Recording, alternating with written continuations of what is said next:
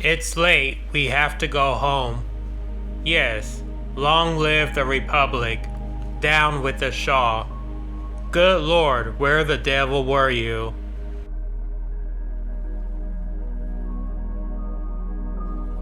We had demonstrated on the very day we shouldn't have, on Black Friday.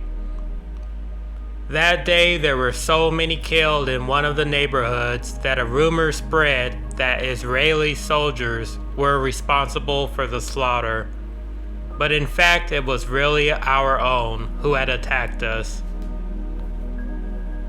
After Black Friday, there was one massacre after another. Many people were killed. The end of the Shah's reign was near. One day he made a declaration on TV. I understand your revolt. Together we will try to march toward democracy.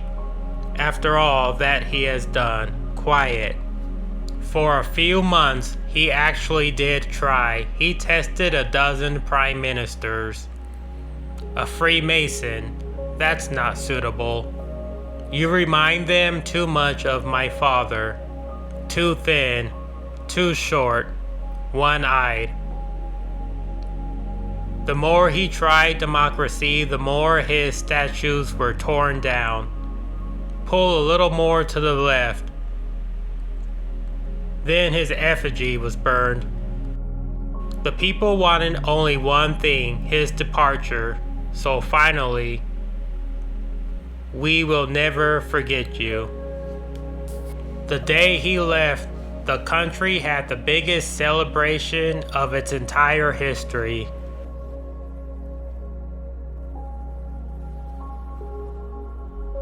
Jimmy Carter, the President of the United States, refused to give refuge to the exiled Shah and his family. It looks like Carter has forgotten his friends. All that interests him is oil. It's Anwar al-Sadat who will accept him in his country. Who's he?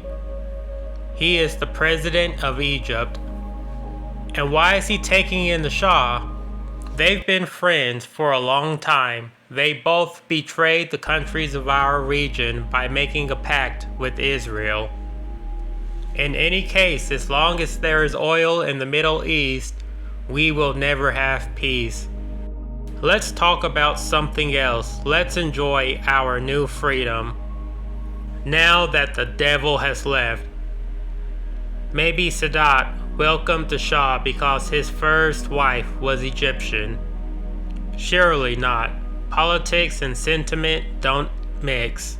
After all this joy, a major misfortune took place. The schools closed during this period, reopened, and children, tear out all the photos of the Shah from your books. But she was the one who told us the Shah was chosen by God. Teacher, she says that the Shah was chosen by God. Satrapi, you shouldn't say things like that. Stand in the corner. These strange phenomena were everywhere. Hello, dear neighbors. Hello, all those demonstrations were really tiring, but we finally succeeded. Look, a bullet almost hit my wife's cheek. Liberty is priceless. What nerve, she always had that nasty spot. If we weren't neighbors, he would have said she's a martyr raised from the dead. It is not important. The battle was over for our parents, but not for us. My father says Ramin's father was in the Savak. He killed 1 million people. 1 million? In the name of the dead million, we'll teach Ramin a good lesson. I have an idea. My idea was to put nails between our fingers like American brass knuckles and to attack Ramin. Ramin, come out of hiding. Don't be a wimp. But my mother arrived in the middle of our euphoria. So kids, what are you up to? Margie found some nails. We are going to beat up Ramin. His father has killed 1 million people. So that's what you want, to nail Ramin? Get into the car. I have a better solution. Really? What's that? Where did you find the nails? In Dad's toolbox. What would you say if I nailed your ears to the wall? Wow, it would hurt a lot. I'll let it go this time, but don't do it again. But Mom, Ramin's father killed, I know. His father did it, but it's not Ramin's fault. Anyway, it is not for you and me to do justice. I'd even say we have to learn to forgive. Your father is a murderer, but it's not your fault, so I forgive you. He is not a murderer. He killed communists, and communists are evil. Mom, I spoke to Ramin. He says his father did the right thing in killing communists. My God, he repeats what they tell him. He will understand later. You have to forgive. You have to forgive. I had a feeling of being someone really, really good.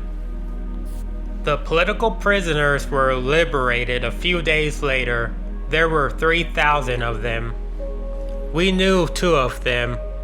Siamak Jari, born February 20th, 1945. His crime wrote subversive articles in the Kion. Mohsin Shakiba, born November 22nd, 1947. Date of imprisonment, April 1971. Released March 1979. I had heard about Siamak even before the revolution. He was the husband of my mother's best friend. How long since you had any news about him? 10 months. Bring Layli with you and come by today. We'll talk about it. Layli was Siamak's daughter. Where's your father? On a trip. Don't you know that when they keep saying someone is on a trip, it really means he is dead? At least that was the case with Grandpa. Boo-hoo. The truth is sometimes hard to accept. Boo-hoo, Margie says that Daddy is dead. No, of course he's not. Go to your room and stay there. Nobody will accept the truth. After the revolution, I realized that you could be mistaken. Today is a great day, darling. We've invited Layli's father and Mohsin. They both just left prison. Layli's father? What does he look like? You'll soon find out. Ding dong. Siamak, I'm so happy that you are back. I don't know what to say. Don't say anything, I know. Oh, Taji, still a beauty. Still a flatterer. And this must be Margie. Lord, the last time I saw her, she was only 3 years old. Time is irretrievable. When they arrested me, Layli barely spoke, and now she is a real young lady. Well, yes. You want to play? No. Yes. Ding dong. That must be Mohsin. Mohsin, for God's sake, I thought you were dead. Me dead? What a joke. In prison, they called me the man with 7 lives. You know each other? In prison, we all knew each other. You remember the day they pulled out my nails? They have grown back since. Not in a normal way, but at least I have them. Our torturers received special training from the CIA. Real scientists. They knew each part of the body. They knew where to hit. Look on your soles. There are nerves that lead directly to the brain. They whipped me with thick electric cables so much that this looks like anything but a foot. Not to mention putting out their cigarettes on our backs and thighs. My parents were so shocked that they forgot to spare me this experience. Any news of Ahmadi? Ahmadi was assassinated as a member of the guerrillas. He suffered hell. He always had cyanide on him in case he was arrested. But he was taken by surprise, and unfortunately he never had a chance to use it, so he suffered the worst torture. Confess, where are the others? How do you like this? They burned him with an iron. I never imagined that you could use that appliance for torture. In the end, he was cut to pieces. He was in my class at the university. It's a good thing they didn't kill your father in prison. But you have to admit, I wasn't completely wrong when I said he was not on a trip. Maybe, but my father is a hero. All torturers should be massacred. My father was not a hero. My mother wanted to kill people, so I went out to play in the street. Those stories had given me new ideas for games. The one who loses will be tortured. Yeah? What kind of torture? I have imagination too. The mustache, on fire. Torture consists of pulling on the two sides of the upper lip, the twisted arm, the mouth filled with garbage. Back at home that evening, I had the diabolical feeling of power, but it didn't last. I was overwhelmed. Don't cry, darling. They will pay for what they have done. But I thought one should forgive. Bad people are dangerous, but forgiving them is too. Don't worry, there is justice on earth. I didn't know what justice was now that the revolution was finally over once and for all. I abandoned the dialect materialism of my comic strips. The only place I felt safe was in the arms of my friend. So my father was not a hero? Is everything alright, Margie? Yeah, sure. If only he had been in prison. They cut my dad's leg off, but he still didn't confess, so they cut off an arm as well. Too much? Luckily, one day they told me about my uncle Anush, the only one of my father's brothers I had never met because he had been in prison. And now, for the first time in 30 years, my grandma was reunited with her 6 children. And I had a hero in my family. Naturally, I loved him immediately. Why don't you come and live with us? Such a sweet child. I'll sleep here tonight and tell you stories. Are you married? Do you have children? How old are you? Later, Margie, later. Don't bother him too much, he's tired. Good night. Don't worry, we're fine. Okay, here goes. I was 18 years old when my uncle Feridun and his friends proclaimed the independence of the Iranian province of Azerbaijan. Feridun elected himself Minister of Justice of this new little republic. Gentlemen, justice is the basis of democracy. All men should be equal in the eyes of the law. My ideas were the same as his, but your grandfather remained faithful to the Shah. My son, a traitor, go away and join up with my idiotic brother. You'll both end up being executed. Do you hear me? Executed. I became Feridun's secretary. It was a time of dreams and enthusiasm. Azerbaijan is only the beginning. We are going to free Iran province by province. I'm certain you're right, Uncle. One night I had a terrible nightmare. Dead people. Blood. The next morning I was so tormented I had to see Feridun. Shit, the Shah's soldiers.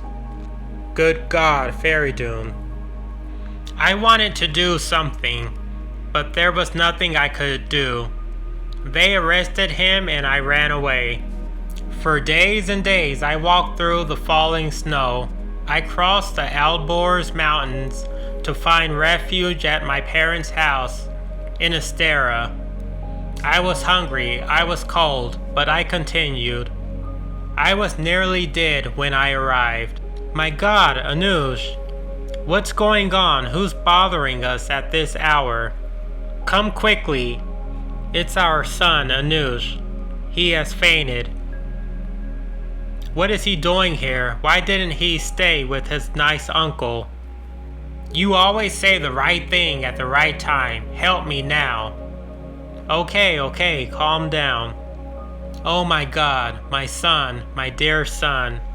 It's a bit late to show your affection. But the Shah's police were looking for me. I was not safe with my parents, so I decided to go into exile. I swam across the Aras River and arrived in the USSR. Holy smoke, Layli's dad hasn't even been to the USSR. What happened to your uncle, Feridun? He met his destiny. I learned that he knew the Shah's army was coming to arrest him. He could have run away like most of his friends did, but he decided to stay. All is lost. I am at your mercy, gentlemen. At the time, he had a girlfriend who was involved in his political movement, a girl from a good family. Feridun, you have a visitor. My love, my darling. You shouldn't have come. You are making it worse for yourself. Let's make a child. Here, right now. Yes, I paid the guard. He won't bother us. I am going to be executed tomorrow. I know. I want a living memory of you. You know what it is like to be an unmarried mother in this country. You will be shunned. Life will be hell. I don't care. Let's make a child. She became pregnant that very night and left for Switzerland soon after. I know that she had a son. I heard he looks a lot like his father. Are you alright? Do you have other stories like that? Yes. I'll make you a hot chocolate. And you, what did you do in the USSR? First, I went to Leningrad, then to Moscow, where I became a student. I have a doctorate in Marxism-Leninism, dialect materialism. What? You know about that? I read the comic book version. Later I married and had 2 children, 2 girls. Look, why doesn't the lady have a head? She was my wife. We are divorced. Okay, but why is her head scratched out? Russians aren't like us. What, they don't have heads? It's hearts they don't have. They don't know how to love. After the separation, I felt very lonely. I missed my country, my parents, my brothers. I dreamt about them often. I decided to go home. I got a false passport and disguised myself. I guess I wasn't very convincing. They soon recognized me.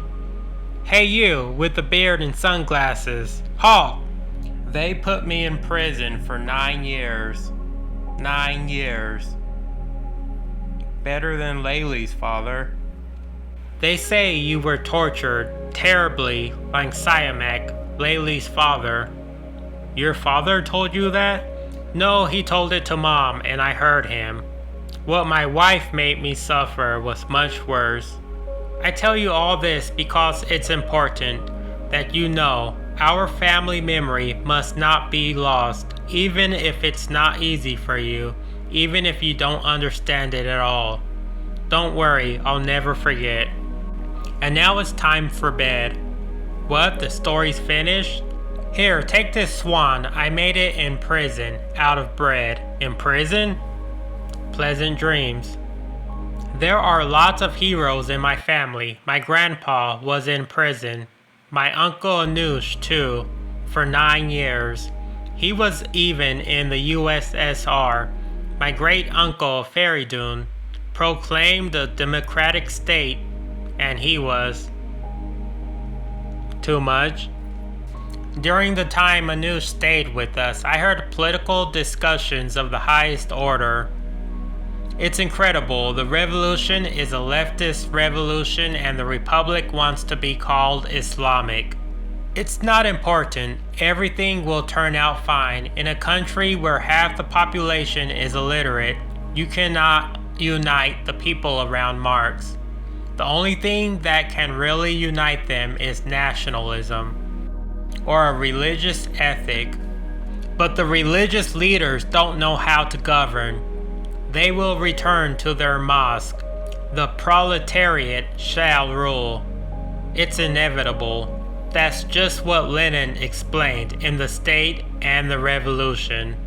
Sometimes I even told them my opinion. On TV, they say that 99.99% of the population voted for the Islamic Republic. Did you hear that, Anush? Do you realize how ignorant our people are? The elections were faked and they believed the results. 99.99%. As for me, I don't know a single person who voted for the Islamic Republic. Where did that figure come from? From their asses, that's where. Calm down, Ibby. She's just a child who repeats what she hears. But it's not my fault, it's the TV. Hey, want to play? He's going to the United States. To the United States? Why? My parents say it's impossible to live under an Islamic regime. It's better to leave. But the religious leaders are very stupid. They won't last. Yeah? My dad says nobody realizes the danger. So when are you leaving? In about a month. Oh, I think I really like this boy. But the United States is terrific. You'll finally see Bruce Lee in person. Yeah, that would be nice. Bruce Lee is dead. Actually, I liked him very, very much. It was the end of the world. After my friend's departure, a good part of my family also left the country. Now boarding flight 6702 to Los Angeles, gate 26. Now boarding flight 6702 to Los Angeles, gate 26. Maybe we should leave too, so that I can become a taxi driver and you a cleaning lady. My friend Kaveh left for the United States too. Don't worry, everyone who left will come back. They're just afraid of change. Let's hope so. I'm really frightened, Anush. Don't be, Taji. It's like this with all revolutions. This is just a transitional period. Ring, ring. Dad, it's for you. What? What's going on? What is it? Dad, your mother died? It's Mohsin. He's been found dead, drowned, in his bathtub. What? Where? Murderers! Murderers! My mother was right to believe it was murder. When they found his body, only his head was underwater. Everything will be alright.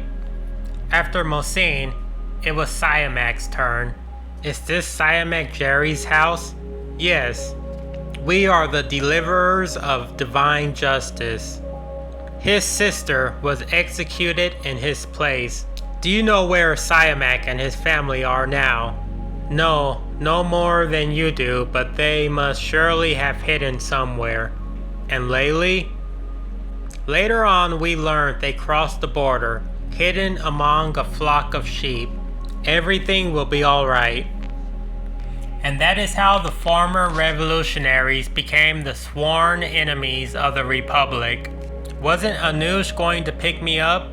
What? Wasn't he supposed to come? Well, yes, he went back to Moscow.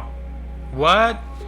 Oh no, that old tale about being on a trip had come back. He had to leave quickly. His wife called him. He asked me to tell you goodbye. He doesn't even talk to his wife. Darling, did you have a good day at school? You must be hungry. Where is Anush? Don't you want to eat a little? I'm not hungry. Why didn't he stay to say goodbye to me? He was in a hurry, a big hurry. I think we need to talk. God, don't let him be dead. The truth is, they have arrested Anush. I know. Daddy, yes, my baby. Do you want to do something for him? Yes. Anush has the right to only one visitor, and it's you he wants to see. Do you think I'm dressed nicely enough? Of course. We're almost there. What a beautiful dress. What a beautiful girl. 10 minutes. You know you have honored me with your visit. You are the little girl I always wanted to have. But you'll see, one day the proletariat will rule. Here, I made you another bread swan. It's the uncle of the first one. Star of my life.